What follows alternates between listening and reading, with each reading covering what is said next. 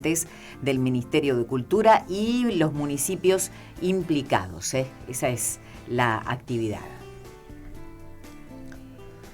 8 de la mañana, 36 minutos. En un ratito te cuento actividades acerca de la CEL que analizan una mesa de transición hasta febrero próximo. Vamos ahora a saludar a la licenciada en Psicología Silvana Domínguez, porque vamos a hablar acerca de el bullying. Mucho se viene hablando, incluso en esta reunión que tuvieron los centros de estudiantes de las escuelas secundarias en la provincia de Misiones. Lo que reclamaban es hablar acerca de este tema y cómo preocupa a los jóvenes y también cómo preocupa a los padres y saber cómo manejamos esta situación. Muy buenos días, Silvana Domínguez. Te hablan Lodi y Silvia. ¿Cómo estás? Hola, buen día. ¿Cómo están? ¿Todo bien? Bien, bien. Bueno, ¿cómo abordamos esta problemática? Bueno, para empezar hay que contextualizar bien lo que es el bullying. Bien. Porque a veces es una palabra como mal utilizada en diversos contextos. El bullying es netamente, o acoso escolar, se refiere a eso, que es netamente en el ámbito educativo, ¿sí? Y la característica de esta situación es que se sostiene en el tiempo. No es solamente que con una situación determinada se va a determinar que es un bullying. Es algo que se sostiene en el tiempo y que se desencadena después con alguna... es un detonante que se da en la escuela en realidad. Y que los adultos nos terminamos enterando por medio de los adolescentes, de los alumnos, bueno, y ahí demás se actúa, ¿no? Pero lo que generalmente se hace en la escuela son trabajos preventivos, con charlas y talleres hablando sobre esta temática, que suele ser un disparador para que los chicos puedan hablar, que eso es lo que buscamos nosotros. Bien. Silvana, como decías, es un disparador, no es solamente un comentario que puede hacer alguien en la escuela, sino que se tiene que prolongar a lo largo del tiempo. ¿Cuál es el trabajo que tienen que hacer los padres? ¿Cuál es la función de los padres? Porque he escuchado en varias oportunidades a los docentes que dicen, si bien se plantea en las escuelas, ¿cuál es la función del papá en estas circunstancias, en estas situaciones y el acompañamiento que deben tener con sus hijos? Exactamente, es lo que vos decías, es el acompañamiento que tienen que tener con sus hijos, generar esta confianza de que sus hijos puedan dialogar con ellos, de que puedan contar sobre alguna situación que estén atravesando. Entonces, el diálogo y la comunicación es muy importante de parte de los padres hacia los hijos. Si bien por ahí la adolescencia es una etapa bastante compleja, en donde los adolescentes por ahí no quieren hablar de sus cosas, por eso lo que recomiendo a los padres es, está bien, respetar un poco el adolescente que por ahí no quiere comentar algo en el momento, porque por ahí no siente que sea el momento adecuado, digamos. Pero hacerle sentir que el padre está ahí para ese adolescente. Bien. Bueno, ¿no querés hablar ahora? Bueno, está bien, respeto tu decisión, pero sabes que puedes contar conmigo por si necesitas hablar en cualquier momento. Entonces el adolescente sabe que puede contar con algún adulto de confianza. Puede ser el padre, la madre, o puede ser otro adulto, un tío, una tía, con el cual se sienta cómodo para poder contar lo que le está pasando. Que un adulto pueda generar esto en un niño o adolescente es muy importante para que pueda comentar si está atravesando alguna situación de bullying en el ámbito escolar. Silvana, ¿cómo nos damos cuenta de que un niño está sufriendo bullying? ¿Hay algún tipo de indicio, algo que nosotros podamos detectar o darnos cuenta? Hay indicadores que nosotros por ahí le denominamos síntomas, que por ejemplo llega el fin de semana, un domingo, el chico de repente le duele la panza, le duele la cabeza, no quiere asistir a la escuela, hay cambios de actitud, hay cambio de conducta, hay cambio en el estado emocional, que de repente el chico no se siente cómodo en ir a la escuela. Entonces son indicadores por ahí que tenemos que estar atentos a la hora de empezar a preguntar qué está pasando, ¿no? Cómo cambia de repente la conducta del chico, de que si le gustaba la escuela o se sentía cómodo, no tenía problema, de repente no quiere ir. y le pasan estas cuestiones, ¿no? Porque, como decimos nosotros, el cuerpo habla a veces, ¿no? Lo que no podemos decir, nuestro cuerpo lo termina diciendo.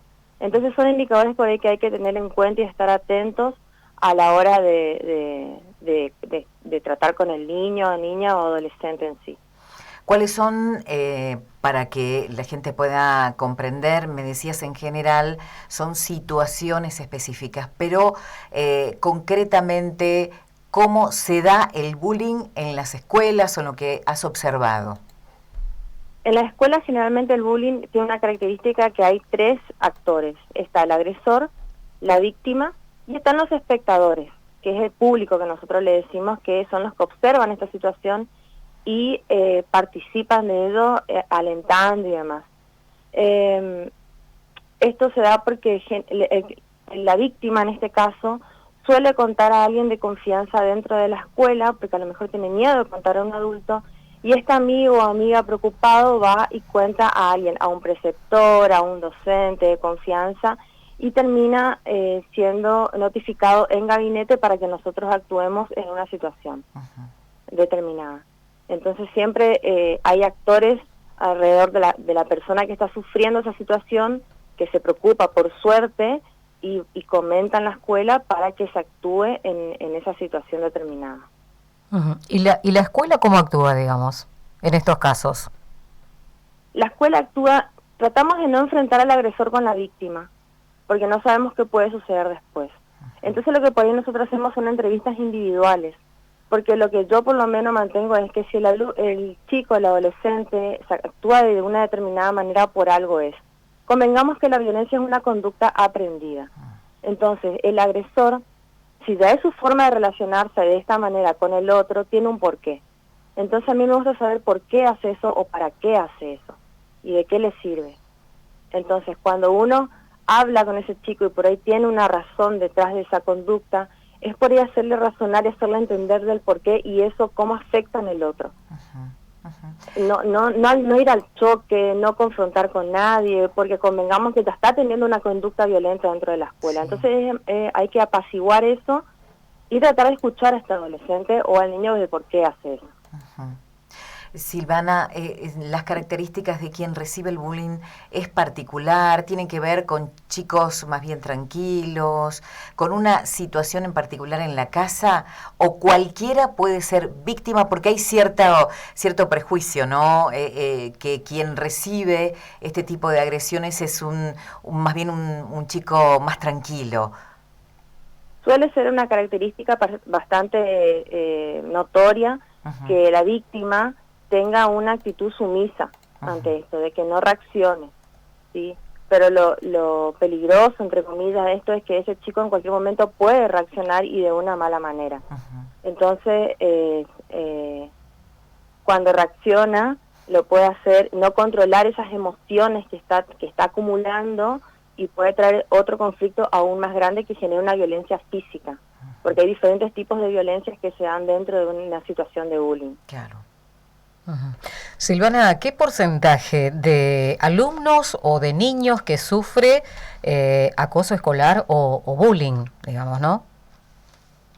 En el último año, convengamos que por el tema de la pandemia, el bullying en sí ha disminuido bastante. No sabría decirle un porcentaje exacto, pero se ha notado que volviendo a la presencialidad en la escuela este año, la semipresencialidad entre la virtualidad y la presencialidad no se ha notado tanto como en años anteriores. Sí, por ahí el ciberbullying por el hecho de el manejo de las redes sociales, de la virtualidad en sí. Tampoco tanto, pero hay un poquito más de eso que del bullying netamente hablando de la presencialidad, digamos. Con respecto al bullying, porque recuerdo en mi época cuando iba a la secundaria, ¿no? O a la escuela primaria, hace bastante tiempo.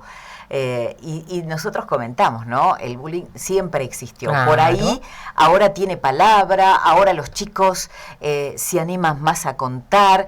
¿Hay una diferencia de lo que se vivía antes en las escuelas y lo que es ahora? Es como bien decía, estas conductas siempre existieron. tuvieron otro nombre, nada más que ahora tiene un nombre, una definición, tiene sintomatología, tiene características, está como más estudiado el tema. Convengamos que bullying es una palabra en inglés.